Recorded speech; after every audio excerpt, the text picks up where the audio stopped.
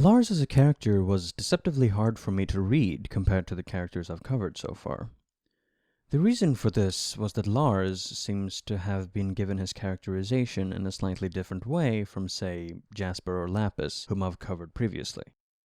When we look at characters like Jasper and Lapis, you find these specific core aspects that shape their entire personalities, aspects that are clearly defined and reflected in their actions throughout their stories. For example, why does Jasper bully the corrupted Quartz after she's captured her? Because her stigma from having been born in the beta kindergarten drives her to have to prove to herself and others that she stands above defective gems. Why does Lapis get so overpowered by Jasper at the beach the first time, even though Lapis is magnitudes more powerful than Jasper? Well, because Lapis is mirroring back the reality that Jasper is reflecting onto her. Since Lapis had been forced into being a mirror for the better part of 6,000 years, some quirks stick around for a little while. So, why are all of Lars's jokes based on making fun of other people? Because Lars is insecure? Why is he insecure? No reason. He just is. Or at the very least, we've never been shown any kind of origins for this fear. Characters like Lapis and Jasper's actions have very specific origins, and very rarely deviate from their established character traits. This is a good thing, because that shows that their creators know who they are as characters, and are very deliberate in everything their characters do. This is very solid character writing.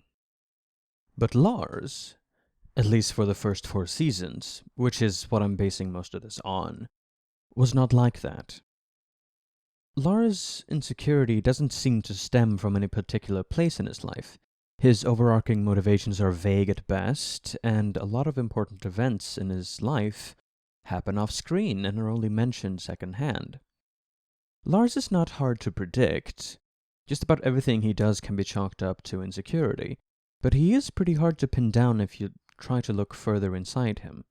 Like, in the same way you know that once every minute, the hand of a clock is going to move 1 increment, but you don't necessarily understand all the cogs and wheels on the inside that make it do so. At first glance, my first glance, Lars is a sloppily written character because he isn't properly defined in the same way the other characters are. But at second glance, it becomes more apparent that Lars, the way he is, can only exist in a universe filled with these very well-defined characters.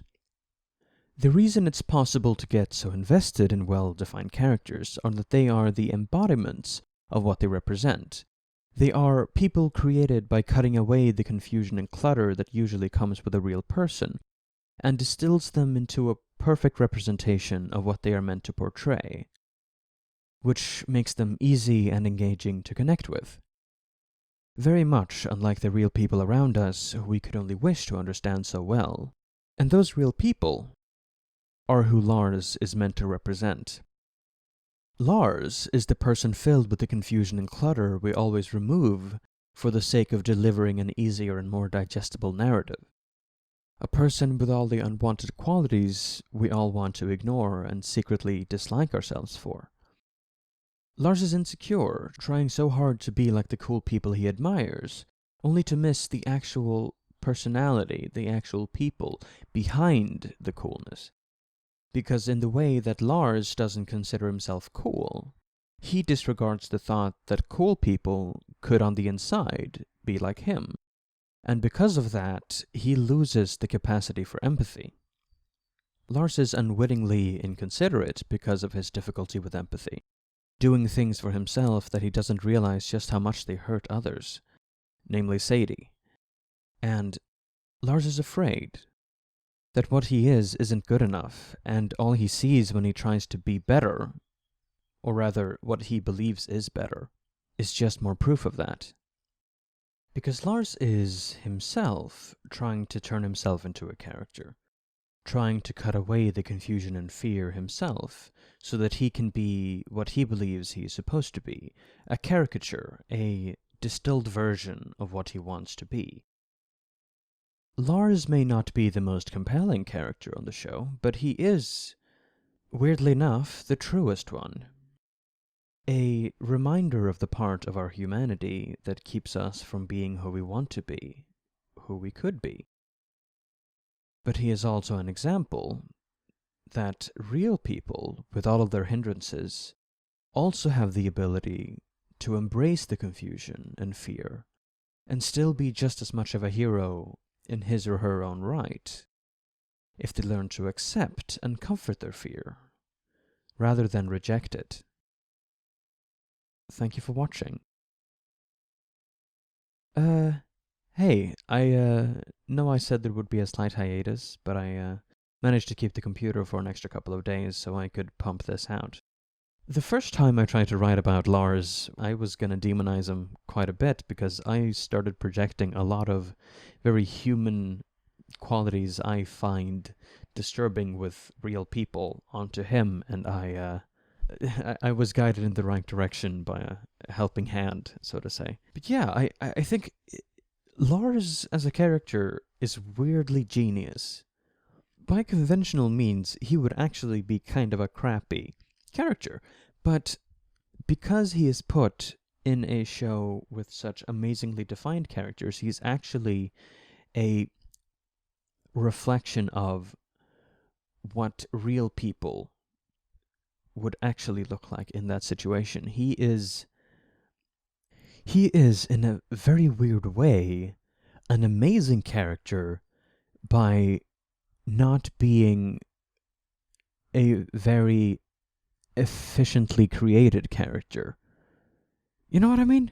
It's weird, because in every other context he would be bad, but because he is placed the way he is, I kind of think it's kind of genius, to be honest. Yeah, there is actually quite a bit to say about him. There are future videos that are going to be dedicated to that, because there are a couple of at least slight theming things I could talk about.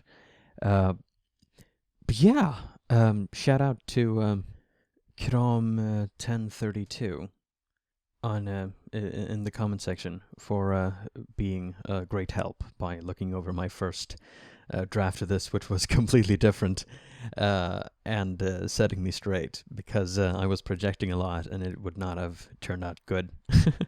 So yeah, thanks again. You were a great help. So recognition where recognition is due. On Reddit, he goes by My Nature Is Me, so if you see him in either the YouTube or Reddit comment section, do give the guy some love, like an upvote or a like, just, because he certainly deserves it. If you enjoyed this video, that is, because this is the result that came out of his very, very good counsel. Well, I'm not gonna carry on for too long. The hiatus is still gonna be a thing. I just managed to get this out before I lost the computer, so I might be gone next week, but hopefully I'll be able to get things up and running quicker than I think I can. But yeah, stay tuned for more videos, and I will see you later. Bye.